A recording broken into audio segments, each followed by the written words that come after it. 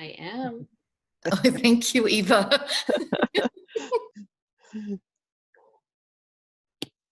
Sana, you're off. Your mic is off, sorry. Okay, are we on again? Yes. Am I good? Okay, Yeah. perfecto. Good evening, everyone. The Montreal Center for Learning Disabilities is excited for tonight's second webinar of our summer webinar series. We are honored to have with us psychologist Eva de Gosztonyi. Thank you, Eva. Eva has worked for over 45 years in schools across Canada. She is the coordinator of the Center of Excellence for Behavior Management and has been a big support to the 10 English school boards of Quebec, helping them to provide effective interventions for students with behavioral disorders using an attachment-based developmental approach. Looking forward to learning more about the importance of play tonight. Eva, you have the floor. Great. Thank you very much, Sana. So it's a delight to be here. I have been a presenter quite frequently at the lovely conferences that the Montreal Center for Learning Disabilities organizes every year. Of course, this year it wasn't possible for that to happen, and I was thrilled when I was approached to give a webinar, an evening webinar. And so I thought, well, with summer coming on, it would be really important for us to look at play and the importance of play. When the confinement happened, when we had to isolate ourselves, move into our homes, many of you with your children for many hours on end, because of the work that I've been doing on play, I realized that actually this was going to be an interesting opportunity. And for many of our children, it might actually have been a bit of a blessing in disguise. So I'm going to share my screen and bring up my slides. There we go. And then start my PowerPoint. Okay. So hopefully everybody can see the slides. So the big question here is play. Why is it important? What difference does it make? Very often people see it as something that children do, and we know that they need to do it. But the research recently, probably about the last 10 years, have just exploded on play, maybe even for the last 15 years. Very interesting, the people that are actually researching play tend to be people that are older, people that actually are grandparents. And maybe, as if any of you are grandparents who are with us this evening, when the burden of not doing the child rearing is no longer on your shoulders, and when you can enjoy the children in your care, most of you are probably finding a playful side of you that you never expected. And this is, I think, is what's happening with the researchers. Is they've done all their research and now they're kind of looking for something else, and many of them landed on play. I'm going to share a few names with you. One of them, of course, is Dr. Gordon Neufeld, whose paradigm I use, and I will be using part of his paradigm tonight to explain about play and the importance of play. But there are many aspects to play. We look at the brain development, we're going to look at general development overall, we're going to look at emotional well-being, and we're going to look at attachment. And so one of the first things we have to just think about and remember is about human brain development. The research, again, the last 25 years, we can look at a functioning human brain, and what we have found is that it takes many years for a functioning human brain to completely kind of stabilize in its development. Doesn't mean it's done, but stabilize, and that takes at least 25 years if all goes well. Our brains are complex. They do complex things. They have many things they need to be able to figure out and to work with. And so it can't take less time than that. 25 years is just the minimum that it takes. And if a child has experienced some kind of stress, adverse child experiences, trauma, something that's happened in their life, they were sick, they were hospitalized, they were premature, they have some kind of a disability, there's been a disruption in the family through illness or any kinds of things, then we know that the brain development is actually slowed down. And so it takes longer for the brain to reach that full development. It does happen, though, from a developmental point of view. We are willing to wait as long as it takes.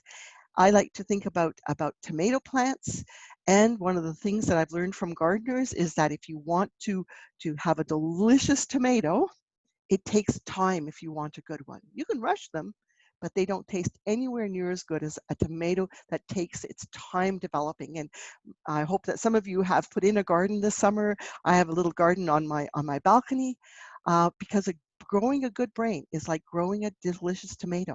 And one of the things we need to realize about our tomatoes is that the flower is spiky and yellow, even though the fruit is round and red. They don't look like each other at all. And that's the thing we need to remember about a child and a child's brain and what's happening with a child's behavior is how they're acting, what they're doing isn't going to look like what they're going to become as a fully grown human being. We just need to have incredible patience so that we give the brain the time to do the developing that it needs. Now, another area that I have really become fascinated by is the whole area of brain development, but particularly about the left and right hemispheres of the brain. Most of you probably did some of those little kind of tests where someone said, are you left-brained or right-brained? And the right-brained, we think of arts and creativity and music and, all those kind of lovely things that are very nice. But many of us pride ourselves on being left hemisphere, left brain, which means that we're logical, orderly. We have a beginning, a middle, and an end. We come to a conclusion. We study things, and we're very logical.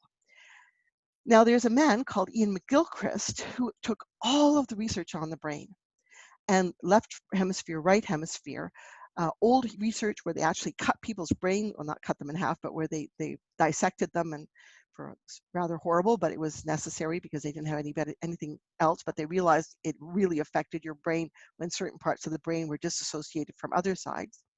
And then he looked at the newest brain research, which we can now do without touching the inside of a brain.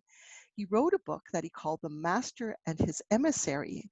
And when I heard him speak about the brain, I immediately, when I saw the title, thought, oh, well, the master brain is the left hemisphere, the logical brain, and the right hemisphere is the emissary. So it's just the person that supports the main brain. But when he looked at the research, what he realized, it was actually the right hemisphere that is the master brain. Now, what the left hemisphere does is it learns the facts, it focuses on details and rules, and it wants the answer. Incredibly important. When we're learning to read, we need to learn how to sound out words. We need to know what words, we know how to read a word, how to read a sentence, how to read a paragraph. Those are all detailed things that our left brain is very good at learning. But many of you maybe know a child who can read words and even read sentences and paragraphs, but who does not understand what it is that they're reading. And the right hemisphere actually is the part of the brain that pulls it all together, looks at the whole picture, makes sense of all the details, and considers the context. So actually, it is our right hemisphere that is the master brain.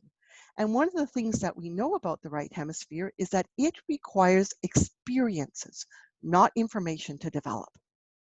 The right brain needs to interact with the world and figure out what's happening and have just get the lay of the land so that it can put the information that it is learning into context. And particularly with our preschoolers, with our young children, our 4-year-olds, our 5-year-olds, our 6-year-olds, and again, if they all require lots of experiential learning. And we do talk about that. But of course, one of the best ways of experiential learning is actually play. Lots and lots of play. And it's quite fascinating because one of the countries that seems to have understood this, and I don't know if their education system had this information when they set it up, but in Finland, children are encouraged to play well into 7 years old. And of course, we know that they perform very well academically. So when we understand this about the brain, then we start realizing, oh my goodness, our children need to play so that when we teach them things, they will understand what they learn.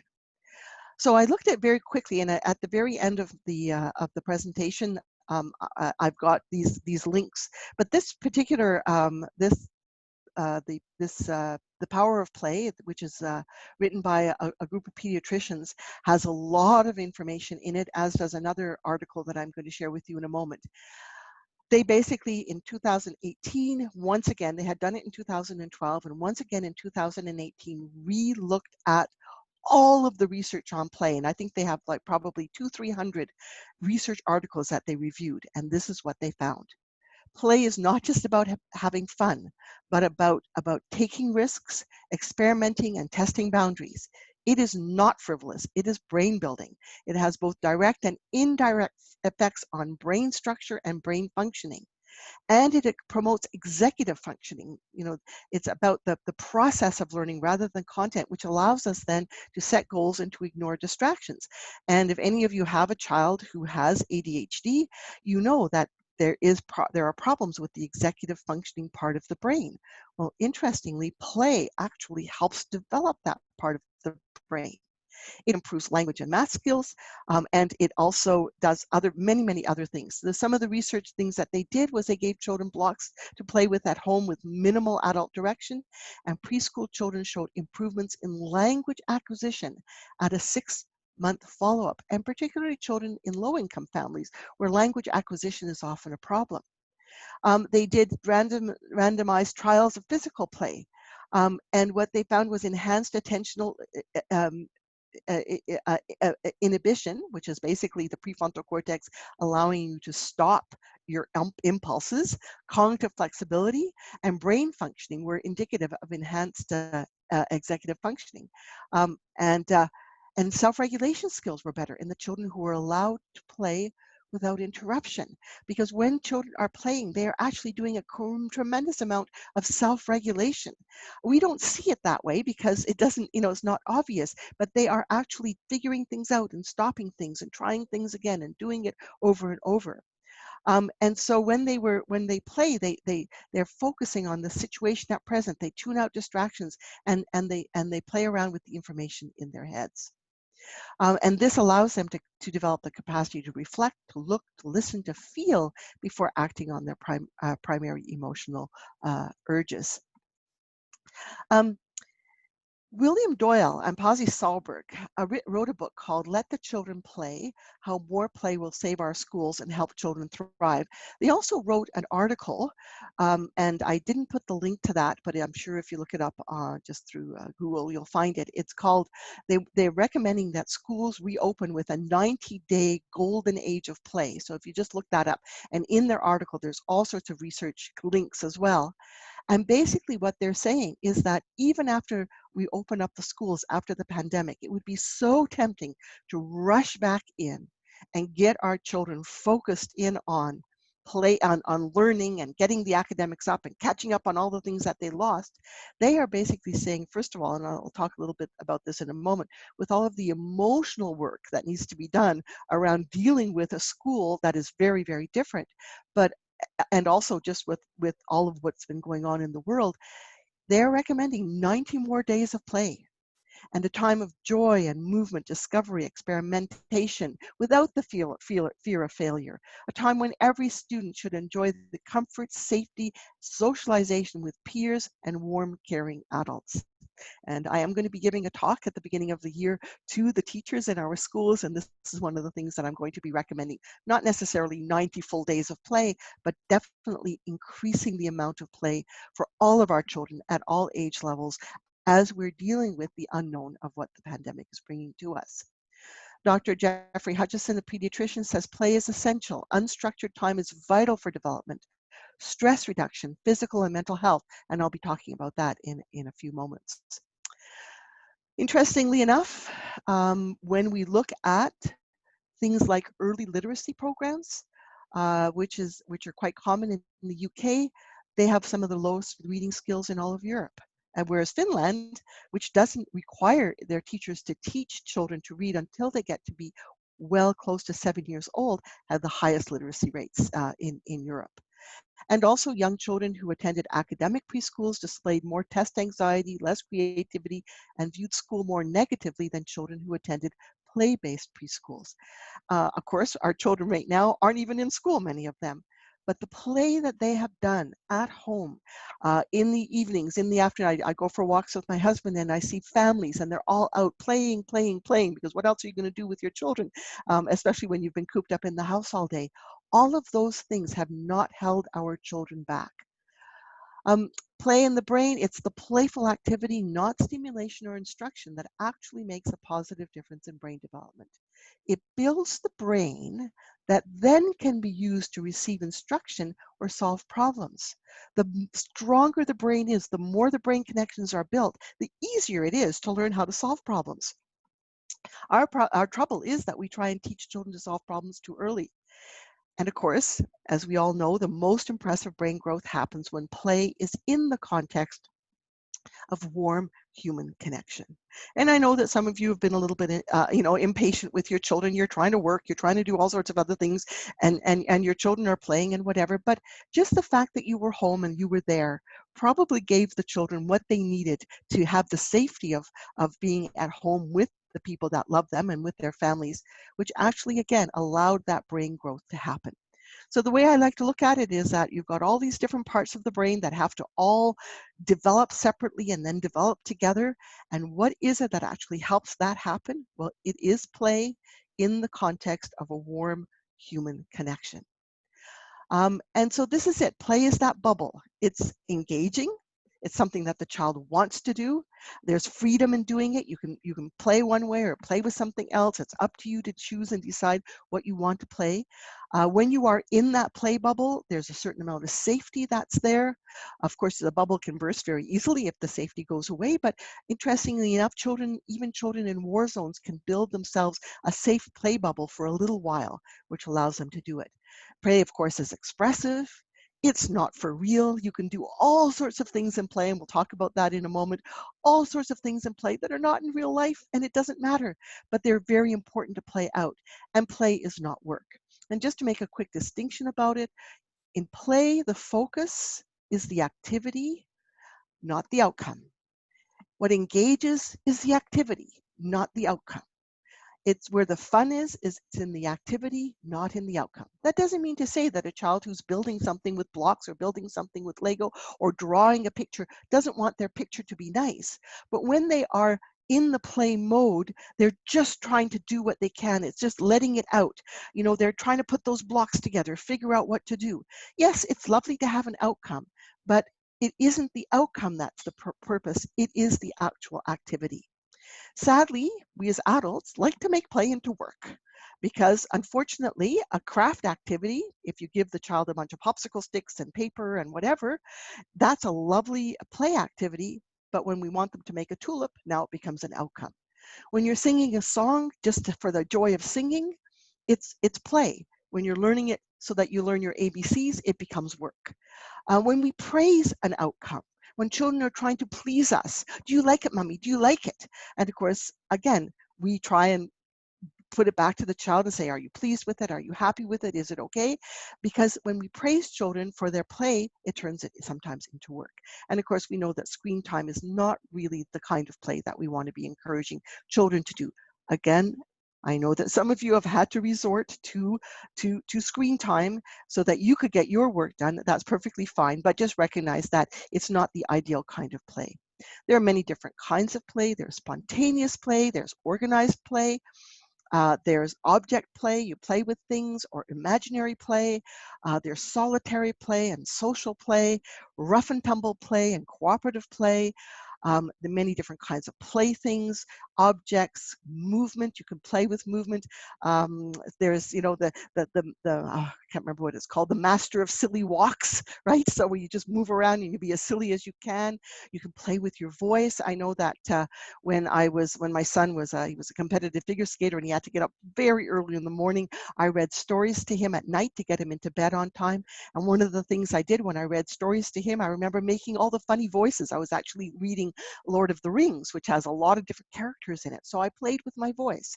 You can play with symbols, art, music, words, playing with identities and roles, playing via imagination and fantasy. As you get older, and some of our teenagers, they love to make up raps, they love to make up things and words and meanings, playing with ideas and playing with emotions and feelings. So play isn't just about toys. Play is about a whole host of playgrounds in which we are allowing things to take their shape and form without worrying what the outcome is going to be. The ideal kind of play for human development is called emergent play, when you are creating and discovering and exploring, where the attention is really about trying to figure out what's happening. You're completely immersed in it. You're inquisitive. You're interested. Often it's solitary in nature. Play can be social in nature as well, but when a child is trying to figure out who they are and what they like and what they want to do, it's actually better for them to play by themselves. And it's a setting in which children form their own boundaries, figure out what they really like, what they intend, where their interests are primed, where they start to realize they have some agency over the world, where they have a sense of responsibility, and where this emergent sense of self is born. I know that one of the things that was worrisome to people was that children were going to be going back into school and that they weren't going to be able to play with their friends. And of course, they all figured out how to do it anyway. But I again encourage the teacher, if a child is playing by themselves at their desk, they actually are working on their own development because they can play as they wish when they are playing by themselves. And it's not a bad thing. Now, play has a whole nother reason for being, and this has to do with emotional well-being. It preserves psychological health and emotional well-being by actually allowing emotions to be expressed and worked through. What's really fascinating to me, and a couple of people have brought this to our attention, and again, I know there's a lot of research out there showing this. David Elkind, in a book that he wrote many years ago called The Power of Play, noted that over the past 2 decades, children have lost 12 hours of free time a week, including 8 hours of unstructured play and outdoor activities. You all know what you used to do before the pandemic hit. You know, you got into your cars at very early in the morning, got your kids off to daycare, picked them up after daycare, brought them home, maybe fed them a little bit of food, got them out to their hockey practice, their ballet, their gymnastics, their soccer, whatever, got their homework done, got them into bed, and the whole thing started all over again. We wanted our children to have every experience in the world with only possibly 2 or 3 children. Some of us with smaller families, we could do this. But what we didn't realize was that unstructured play was bit by bit by bit going by the wayside. The spontaneous pickup games, self-initiated drama play, and these kinds of things, that not only are they falling by the wayside because there just isn't the time, but now also digital devices are eating into that time. Stuart Brown, and he has done quite a bit of work. He has a book as well, which I've quoted at the end, but there's also this encyclopedia of play, by the way, and an institute for play. He said that outdoor play has decreased by 71% in one generation, both the US and the UK. Now, along with this, we now look at the CDC looks at in 2016 that 1 in 6 children ages 2 to 8 years old had a diagnosis of mental, behavioral, and developmental disorder. And Journal of Abnormal Psychology, 2009 to 2017, depression surged 69% from 16 to 17 years old. And of course, there are other reasons for that besides the lack of play. But what we're finding here is that we have an escalating diagnosis of childhood depression and ADHD, which seems to have paralleled the loss of play. Oh my goodness. Oh my goodness. Is there something else we need to be looking at here? Panksepp, who really studied emotions a lot and also play, suggested that play deprivation is associated with the increasing prevalence of attention deficit hyperactivity disorder. They've done all sorts of study, and this is just one little one. They looked at 3 to 4 year olds who were anxious about entering preschool, and they were randomly assigned to playing alone or playing with peers, playing with toys or with peers for 15 minutes compared to listening to a teacher reading a story. And the play group showed 2-fold decrease in anxiety after the intervention. And I'm going to show you what they probably did, right? So how does play enhance emotional well-being? Well, in order to understand that, we need to understand a little bit about emotions and what emotions are. So emotion needs to be expressed to preserve healthy functioning and well-being. They're supposed to rise and flow through our children and ourselves as well. And their existence, emotions are not a problem, although sometimes the behavior that comes from emotions can be the cause of many problems, but the emotion in and of itself is there for a good reason. Now, just to show you how this works, and by the way, there's some very basic emotions, which if we consider these ones, we're probably going to be hitting it right on the mark. Three primary emotions that are expressed in the face of separation. So when we're facing separation, and by the way, we've all faced and are continuing to face separation in COVID times. The coronavirus is basically pushing illness and sickness and death and separation from our loved ones in our faces. And these are three big emotions that all of us have been experiencing. The first one is pursuit, in which we try and restore proximity. And of course, that's why I know myself at the beginning, I was writing emails to people and doing Zoom calls and FaceTime calls and all sorts of ways of staying close to the people from whom I was being separated. But when we're facing separation, we also experience alarm. And alarm is meant to move us to caution. And of course, all of us have been in a state of alarm because we now needed to act in ways to keep ourselves safe, right? And so we are washing our hands and putting on our masks and doing all sorts of keeping the separation distance so that we don't get sick ourselves or we don't make somebody else sick.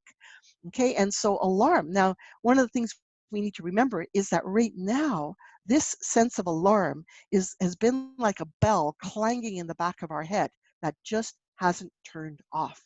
And that's exhausting, by the way. Very, very exhausting.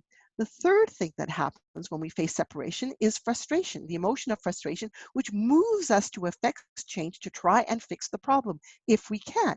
And some of you, because you were frustrated that you couldn't see your families, learned how to use online ways like FaceTime.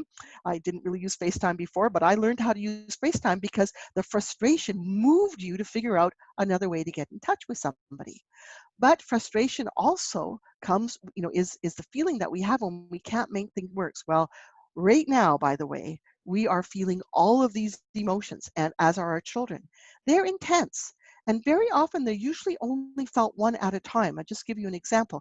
I remember, and it still happens now, but a little bit less so, but in the early days when my husband and I went shopping, and we're both in our 70s, although we're healthy, but still we're both in our 70s, and we went off to the grocery store. We were in high alarm in the grocery store, and we came back home, and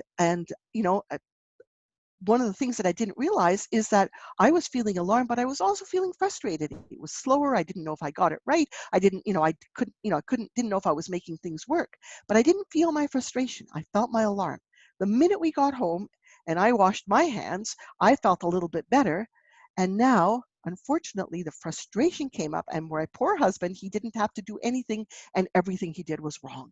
Because all that frustration that I had inside of me was being held together until we got home, and guess who got it?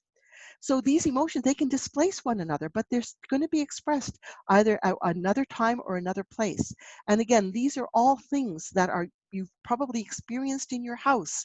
A lot of desire to be with, but also a lot of frustration, also a lot of alarm, and as a result, a lot of exhaustion. Because once our sympathetic nervous system, once an emotion starts, once we're sensing that something is wrong, our sympathetic nervous system puts cortisol, adrenaline, norepinephrine, a growth hormone into our system so that our blood vessels constrict and allow us to do what we have to do. And sometimes it affects our stomach. We have increased heart rate. Blood diverts to the muscles so that we can basically save ourselves. As I say, this is very exhausting, and most of us are living in a high level of exhaustion simply because this isn't going away. So what's happened when emotions are suppressed, when we're trying to hold them all in, a couple of different things happen. When there's no place for emotional expression, because the emotional expression is distressing to other people, we either become very depressed, hold it all in, or for those of you, and some of you have children like this, some of your children have become very quiet. The good thing is though, and this is why I'm not that worried about the emotional well-being of our children, is of course, if they had lots of time to play we'll see that the emotions are coming out in play. But if there's no place for them to go, that's where the depression happens. Or if you have a child like I had with my daughter, my son, by the way, was the one who held it in. My daughter, she held it all in at school, and boom, it came out at home. So sometimes it comes out, but it comes out in kind of a disorganized sort of way. So you have a challenge with emotional problems and with behavior that's rooted in emotion is how do you express it without there being a repercussion? And as a caring adult, how can we help emotion find its expression? I see you have an emotion in you that needs getting out. Here, let me help you find a way that won't cause you more problems. And in some of our homes, we actually need to give children sort of an emotions room or an emotions corner where they can let emotions out. But oh my goodness, lo and behold, guess what? Play is the place where it can be let out. When children are stirred up emotionally, their play will reflect the themes that they're struggling with, because that's how they make sense of all the emotions that they're experiencing. And so in play, pictures are drawn, structures are made, games are engaged in to allow the emotions to come out in a way that feels safer. You might have your children yelling at each other. They're very, very irritating. But I remember one time, my kids were yelling at each other. I said, children, stop it. Mom, we're just playing. They were playing sibling fighting, but in play. Of course, 2 seconds later, it turned into real. But in that moment, that frustration they had with each other was coming out in the play mode. It's like a release valve. The emotions can actually move through when play is allowed. So for example, our children are in a high state of alarm right now, some of them because of COVID-19. What are they going to do? Are they going to play monsters? Or they're going to play being the monster? Or they're going to do, really want scary stories, because what their emotional experience is what they're going to ask for, because it allows them to kind of get it out in a way that is one step removed. Pretending to be scared or playing disaster. A few years ago, there was a tornado in Gatineau, and the kindergarten teacher said to me, my goodness, the children have played tornado 3 weeks in a row. Yes, they were playing out what the alarm that they experienced and kind of making sense of it. Many of our children possibly in the beginning were playing hospitalization or being sick or even dying. So it's a place to process their internal world. Even facing separation in play, as I say, playing dead, playing the orphan, hide and seek games, where you're running away and hiding and want to be found, or fairy tales where children are lost or face separation. These are all things that allow children to play out what is preoccupying them. Hannah Beach, and I've given you a link to one of her podcasts that she's done, or webinars that she did. She says it is through play that children get to imagine how they will survive in the face of adversity. Now, frustration. Oh my goodness, how does frustration come out in play? Well, there's 2 parts to frustration, because when you're frustrated, one of the first things you want to do is you actually want to make things work. Well, the reality is we've got a world that is not working the way we want it to, and we can't make it work that way no matter what we do. But some of the things that we might choose to play with, and it's interesting because Dr. Neufeld actually revealed this about himself. One of his family members got sick, and of course he worked, he helped that person, but he felt like he couldn't make things work. What did he find himself doing? He actually found himself playing puzzles. Because you know what? You can play a puzzle, you can work on a puzzle and make it all work out.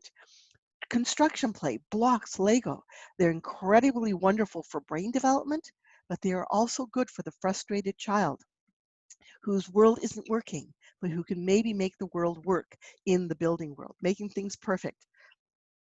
Organizing and orchestrating. You'll see some children very, very frustrated. They take their dolls and they line them all up and they tell them what to do, and they just kind of make them do things that they can't make people in their world do. Now, the other thing about frustration, of course, is when we can't make things work, then we have the impulse to attack. Well, how do we do an impulse to attack and play? We can destroy and demolish. We can hit and throw. We can kick and scream. We can do play fighting. We can do war games and attacking games. We have sanitized children's play. I remember I did that with my own son. We took guns out of his hands. We took everything out of their hands. We didn't want the boys to be violent, and so we tried to take everything away from them. Well, I don't know about the rest of you, but my son and his friends were able to make guns out of toast.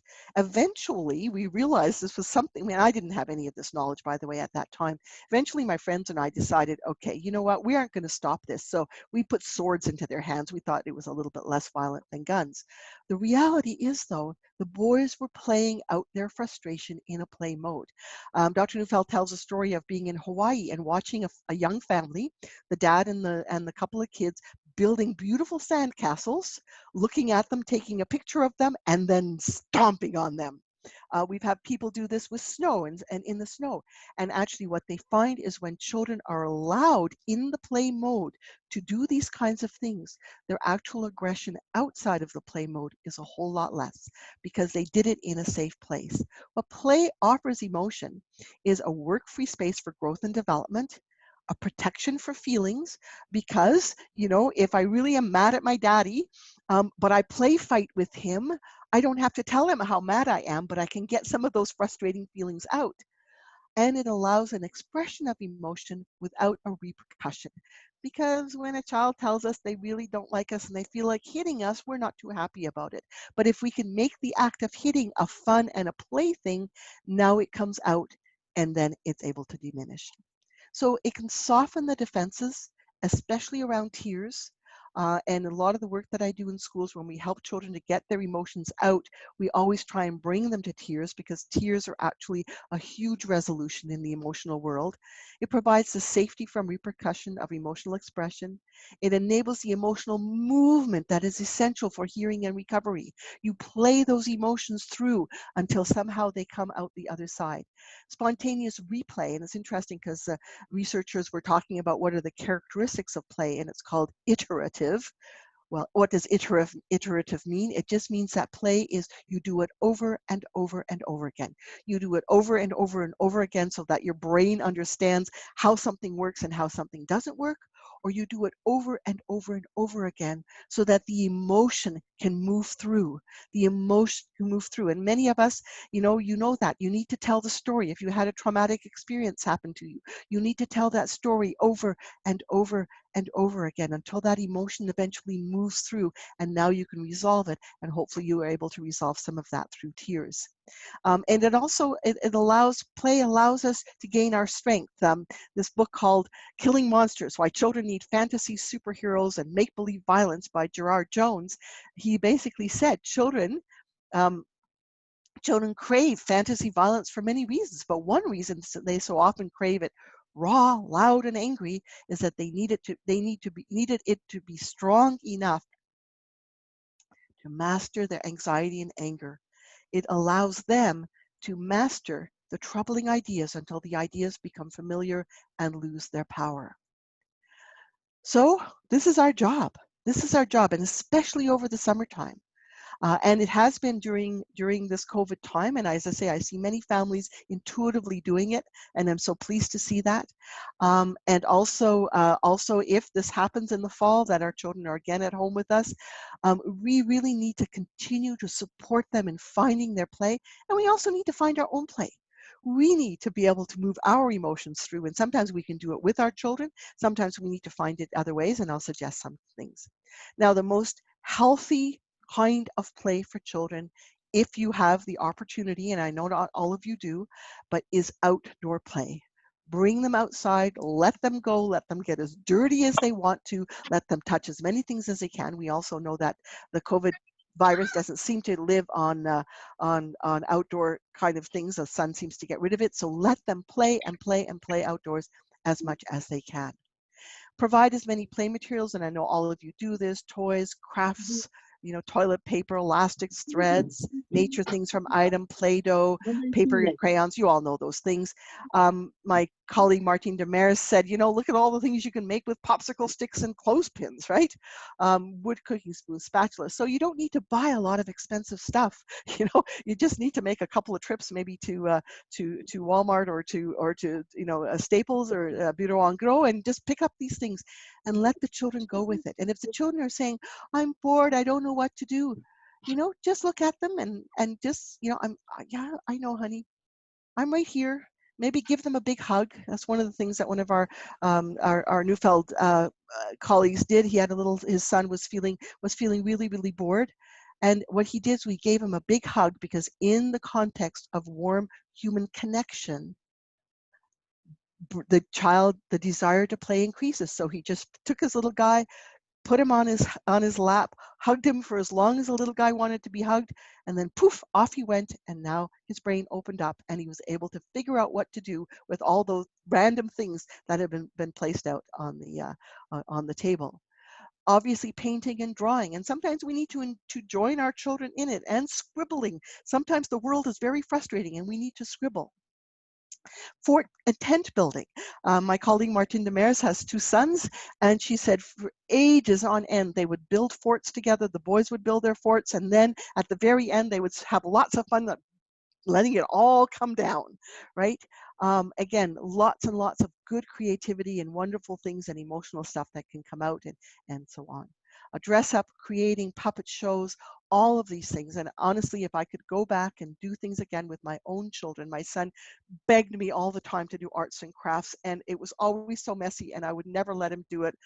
Oh, I am so upset with myself, because if I went back, I would say too bad about the mess. He should be cutting and pasting and drawing and doing whatever he can, so that he can let out, some of his emotions and get that brain growing and developing.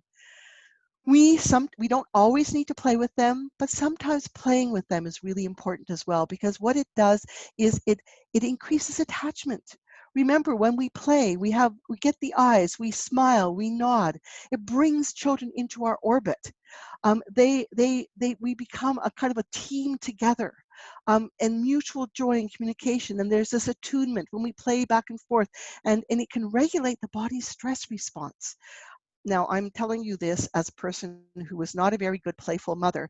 Much better now, by the way. I'm not a grandmother yet, but my daughter has some friends with children. And you know what? The more difficult a child is, the more they need to play. And when we have a child who's whining or whatever, really the solution should be to play with them. I'm not sure I could do it, and I know I'm telling you to do something that I know would be hard for me to do. But the thing we need to remember is playtime, especially playtime with the family, should never be earned. It should be scheduled and protected. So if the only time, because you're working at home, the only time you can play with your children is at 5 o'clock, or 6 o'clock or 7 o'clock when you've had supper, well, every child should give that time. It is not something they should earn. In fact, the more problems they have, the more they need that playtime. Make the macaroni and cheese and get out there and play with them, and make sure that the playtime happens, because when they can play, the emotions can move through, and it will cause you less trouble later on. We can do things. We can do singing and music and sad music and happy music and excited music, and dance slow and fast and happy and sad. Do the dress up, be the monster. Oh my goodness, pretend you're the monster, and get them, and let the kids run and be scared and catch them. Be superheroes. We're superheroes. Do lots of drawing with emotion. Do play fightings. One of my colleagues who works at a school for children with severe behavior disorders, we have inaugurated playtime at that school every Friday afternoon. She had some kids that were having a hard time getting out some of their frustration. We had suggested pool noodles to her. She went out and bought about 5 or 6 pool noodles, and she started play fighting with the kids. And once because at first they were like really hesitant to let out any emotion at all. And boy, these were frustrated kids. They were letting it out all over the place in inappropriate ways. And she said, once she started playing fighting with them, all of a sudden, some of that had to come out. And it wasn't pretty to see, but it was a pool noodle, and it wasn't hurting anybody, And so play fighting is really important. And dads seem to do this naturally, and go for it. Absolutely do it. Building and imagining, jumping and destroying. These are all things that we can do, and we're helping their emotional well-being. So grooving and jamming and singing and dancing, even baking and cooking together can be a form of play, because it's a way of being the leader with our children, doing fun things with them, having our eyes nodding and smiling. And finally, stories. Stories are incredibly important. Again, I don't know if you have older children, younger children. I was so surprised with my own son. He was 11 years old. He was an excellent reader. He could have read Lord of the Rings trilogy to himself. Because this was my way of getting him into bed early, I read it to him, and he loved it. He absolutely loved it, because stories, we can read stories to children, even older children. We can get them to write stories. We can tell stories. They like to hear stories, watching stories, movies. If you're not very creative, well, then make sure you have a movie night and there's lots of stuff now. Watch movies and watch them over and over again. Create them, act them out. Stories are probably the main playground for emotion. All different ways of activating, accessing, and expressing emotions vicariously that are one step removed from real life. And especially when we're talking about sadness, we can touch upon dynamics that can be overwhelming. Most of us, by the way, really need our tears right now. Most of our children need their tears right now. And one of the ways of getting to our tears are through movies and stories, because that way we can keep our defenses down, because, it can be scary to feel that vulnerability of sadness. If tears are needed, it's easier to cry for somebody else. And so that's why we have to read and watch these movies. And even for us as adults, I watch a show called Long Lost Family. My husband laughs at me because I'll watch 2, 3 of them in a row and have a good cry and feel much better. Right? But of course, we need to make sure that we don't judge the tears, and we don't have to know why we're crying. I'm not crying because of those family stories. I don't know those families. I'm crying because so much has changed in my life right now, and I don't know how it's going to work out, and I need to grieve the things that I cannot change so that I can adapt and find another way to live in this world that's going to be different. And so when the tears come, we rejoice them as a sign of emotional well-being. If your children have been crying a lot over this time, that is a good sign. There's lots to cry about in this unknown time. So remember to protect that bubble of play, to make as many bubbles as you can for your children to play, because it is important. It is important for their brain and their overall development as a human being, and it is important in terms of their emotional well-being and their attachment to the adults who care for them. And so I do have this list of resources which you can access in the handout. And also I have the Center of Excellence, www.cebm.ca, where we have all sorts of resources for parents in the time of coronavirus, but we also have a lot of other resources as well. So I am going to stop here. And I don't know, Roberta or Sana, if people have any questions, you can put them into the chat box. I think that would be the easiest way, although I guess if someone wants to use their microphone and ask their question themselves, they can perhaps, I think there's a raised hand or something that they can use as well, and that will allow you to activate their microphone, Roberta. Sure, yes. And also, I'll be monitoring the chat box, so feel free. Yeah, so feel free to type something in. And right now, just we have enough people to be on 2 different screens. So far, no questions. Yes, you will be getting, the PowerPoint was to have been sent out to you, but I'm not sure, you were going to put it up into the chat, so maybe I'm also going to put it right into the chat right now. Good. So it's going to come through. There we go. Okay, Sharon, there we go. She says, you agree it's okay for boys to play with guns and shooting each other. Honestly, Sharon, if you had asked me this even 2 years ago, I would have kind of been a little bit hesitant about it. Yes, when they are playing, and again, you decide at what level you are comfortable. But as I say, my son and his friends made guns out of toast. you know, it's their way, it's what's in our culture. And I know we're not happy right now with with what's happening in the States and all the guns and everything, but remember, they aren't trying to kill each other. They are playing out their frustration. As I say, we ended up putting swords into our son's hands because we felt more comfortable with that. But the actual act of attacking in play gets that emotion of frustration out, so there's less frustration in real life. It is absolutely important. And again, interestingly enough, and there was actually a webinar given by one of our Newfound colleagues in French about the role of fathers in children's emotional development. And dads seem to naturally do that kind of rough and tumble play, that play fighting. There's lots of research now that shows that play fighting is actually important for brain development, important for social development, important for understanding how far you can go without hurting somebody. Yes, sometimes it ends up in hurting, but one of my son's friends who had a brother, my son only had a sister, so they did some play fighting, but not a lot. But one of my son's friends said, "Eva, we're the same size. We like each other. When we're play fighting, we don't want to hurt each other. If we happen to hurt each other, we're going to feel sorry." And I realized, oh my goodness, he's right. The only thing was that they weren't going to play fight, these two big gangly 13-year-olds, in my living room with my precious stuff, right? So the rule was, if you want to play fight, you go down the basement, right? You play down there where you aren't going to bother anything. And if one of you gets hurt, well, then I'll put a Band-Aid on it. But I'm not going to tell you, you should have known better, because they didn't want to hurt each other. And I didn't realize how important that was for them. So we've sanitized play and therefore caused more problems for ourselves. And I hope this is clear. I'm not in favor of violence, but play is a bubble. It's not for real. Right? Okay, thank you, Eva. Any other questions? I have a question / comment. It's Marla. Okay. I'm seeing sort of a resurgence of outdoor play centers or forest kids and all that. Are you seeing that sort of transferring into the schools at all? Well, again, of course, if you're in one of the inner city schools in Montreal, that's not going to be an option for you.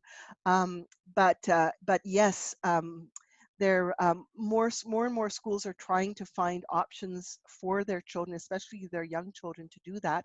In COVID times, this is one of the best ways of preventing the spread of the virus, by being outdoors. In rural areas, I've heard now, and especially among some of our Indigenous communities, they're calling them forest schools and forest preschools. And my goodness, yes, absolutely. That is where the brain development happens. Just the trouble is, our city schools are just not very, we don't have a lot of options for our children. I'm thinking of some of our schools at Riverside School Board where all they have is a concrete playground. Oh my goodness. But yeah, no, I'm absolutely for that. And but we have to be convinced that it's not a waste of time. We have to absolutely be convinced that it's the best way to spend our time with our children, not in addition to or on top of an academic program. And Finland, of course, encourages play until 7 years old. And it is only at 7 that they start to actively teach reading. But what's fascinating is we know is that because reading takes about 5 different parts of the brain that need to collaborate together. And so if we wait till later and those parts of the brain are more kind of in sync with each other, it's much faster to learn to read. We think we have this idea in North America that earlier is better, when actually later is better. But boy, that takes a lot of trust. And this brain research is powerfully telling us that. But we're too scared to trust it. Yeah, that and understanding that play is actually a learning. It's not a filler, it's not like a babysitting no, not at all. activity. Yeah. So I see a couple of Thank questions. you very much. Oh, you're welcome, Marla. I see a couple more questions. Yeah. There's one from Carrie. Sorry, we just. I have a comment to that because it's related to what I'm doing. My name is Sharon.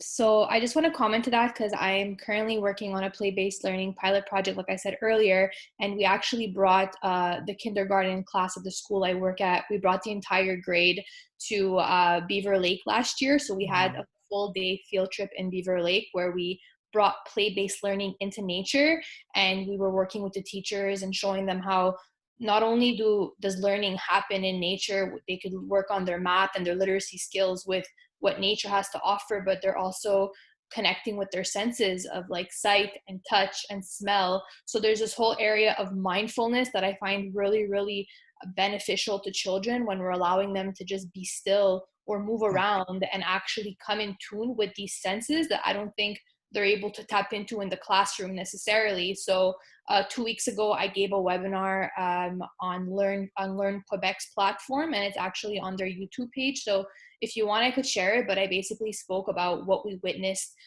during this play-based learning and kind of mindfulness experience that the kids were in. And I think that schools should definitely focus more on bringing them outdoors. And I know that outdoor classrooms are very common more in Europe. They're having a lot more interaction with bringing learning outside. So I just wanted to add that. Thank you so much, Sharon. I'll definitely check that out. Yeah. Thank you, Eva. Sorry, we have a question from Jerry that came in just a little earlier, and then a question from Rosemary. Okay, there's one from Elan. It's okay. Oh, there's a private one for some reason. Okay. Yes, Yeah, hi. Is that okay, Elan, if we read it out, or? All right, we'll answer Jerry's. So we'll answer Jerry.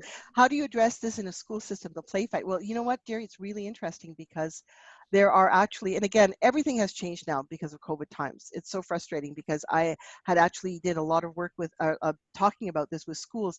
There is a whole series of articles on play fighting, and if you just look it up on the internet, it's there.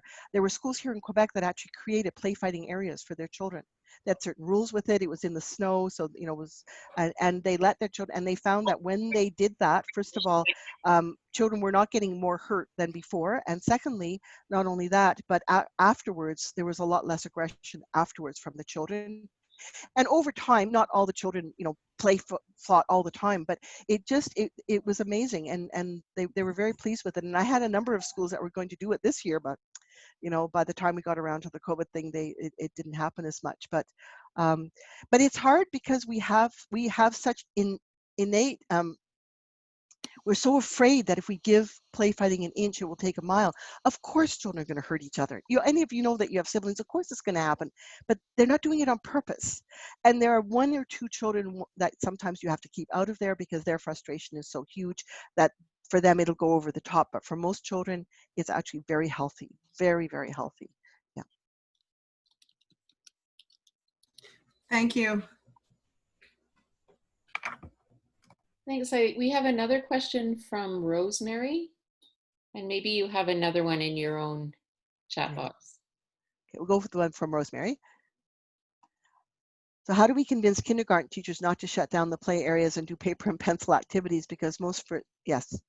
Well, I mean, I did 3 rounds of studying the book by Dr. Deborah McNamara called Rest, Play, Grow with my K4 and K5 teachers and the English school boards, and I had about 300 of them that actually came through the course.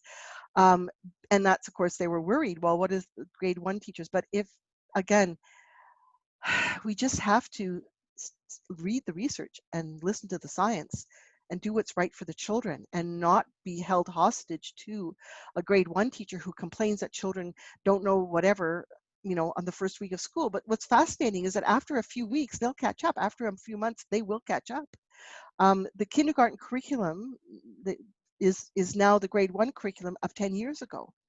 You know, and what people don't understand, and again, you know, we saw Ontario went into 4-year-old kindergarten, what they call junior kindergarten, full day, probably about 8 or 9 years ago now. At the same time, parallel to it, mental health problems and behavior problems went up. Why is nobody making the link? Why are we not making the link? But it takes trust. Just like as a gardener, I have to trust that that spiky yellow flower is actually going to turn into a big ripe red tomato. And by the way, one of my tomato plants got a little teensy, tiny little round green thingy on it. And my husband goes, well, it's a BB. It's like a little BB. It's not going to turn into a tomato. I mean, he loves gardening. Yeah, I have to trust that that little green BB is going to turn into a round red tomato. But I can't spray it red to make it go red. I can't pull on it to make it go bigger. I have to trust. So yeah, we're fighting a system here, but all I can tell you is in your homes right now, those of you that have children, let play happen this summer. Let it happen. Keep doing it. And your children will benefit. There will be some of our children coming back to our schools who unfortunately will have not done well. But any child who has one loving adult in their home who gives them a sense of safety and allows them to play, every one of those children are going to come back to our school better off than if you had taught them all summer. It's not a question, they will catch up. Their brains can do it quickly. They can do it easily. So just keep playing. Let your children play with your children, have fun, do whatever you can to have as much fun as you can this summer. That's how we're going to stay mentally healthy, and that's how our children are going to be able to deal with a life, with a world that we don't know how we're going to deal with, but we have the capacity to do it. And play actually is the answer. Thank you so much, Eva. I totally agree with you. As an occupational therapist, I did 1 year, I did the experiment of telling all the parents that all they have to do is play, and the feedback I got is like, no, we want work. We want, like, what are we going to do this summer? And I said, and I insisted, I said, take a rope, take a ball, and take like a milk carton and play. And I got a lot of flack for it. So thank you so much, because I totally agree with you. Yeah, I see that somebody says here, there's research in the university where they put all kinds of fun objects in sterile schoolyards, silly hats, ribbons, balls, bubbles, and found the kids did learn better as they became more creative. And it was in the UK. Yeah, no, it's all out there, but we, good. Well, keep doing that at Rosemary. I believe it was Rosemary who spoke. Okay. Yeah. Yes. Somebody did ask if a child hurt somebody else during a play fight and it was intentional. Well, then we separate the children and we don't encourage that child to do play fighting, because clearly there's something else going on for that child. But it really, they found in New Zealand, where they had these huge playgrounds where the kids were allowed to do anything. When a child got hurt, they basically dealt with the child who got hurt and were, I'm sorry you got hurt, took care of them. And usually the other child does feel sorry afterwards. So, but anyway, that's a whole other topic. We could talk about that another time. I see that we are actually on our time. And I think just the last question somebody had was, where will they find the recording? They will find the recording on our website. We just need to tell everyone that we're doing major change for our website and our services and programming.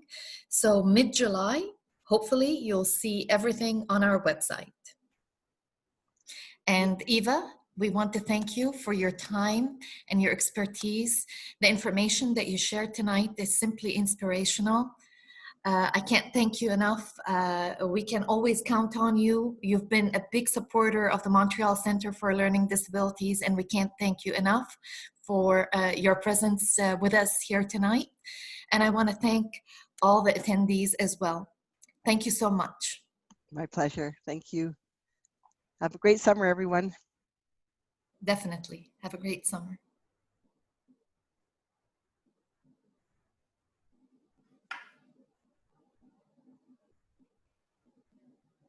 All right. Thank you, Eva. Really. Oh. I'm not working with kids at this moment in time, but the various PowerPoint slides, the information was simply fantastic. Thank you so much. You just have such an ease in the way that you transmit information. It goes in. Thank you. Oh, my pleasure. It's a delight, and again, I know that that some of the families that you have are have children that have all sorts of challenges, and I just hope that this has inspired them to also let them play. Bless your heart, it did. Thank you so much.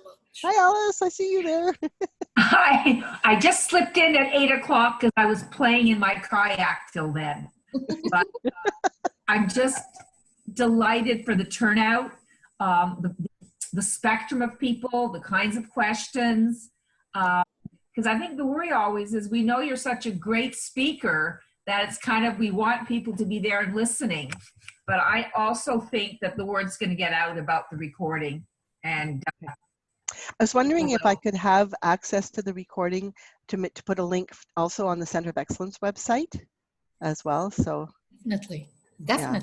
Okay, so I'll check in with you, Sana, and get the link from you when when you have it, or from you, Roberta. Sorry, I didn't see you there. Eva, this is a side question. You did the Reclaiming Our Students. Yes. It's, Is there a recording somewhere? Because I have the book, but I'd like to, I wasn't quick enough to join the group. Darlene, it's actually on the Center of Excellence website. So if you go there, you'll actually see it there. Or we now have, Center of Excellence now has a YouTube channel. So you can visit our YouTube channel. There's some recordings there. Yeah. All right. Well, so nice to see you. I hope to see you in person soon at some point. Yeah. Okay. Wonderful. Okay. Have a great summer. Bye. You too. Thank you, Eva. You were terrific tonight. It's Linda. Oh. Yeah.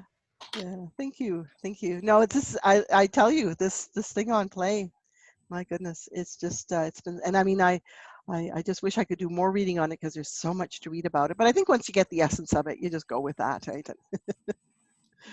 Yeah. Well, thank you very much, ladies, and I look forward to being able to share the recording with my people as well. And we're going to do another session. You should turn off the Yep. recording there, Roberta, I guess. Yep.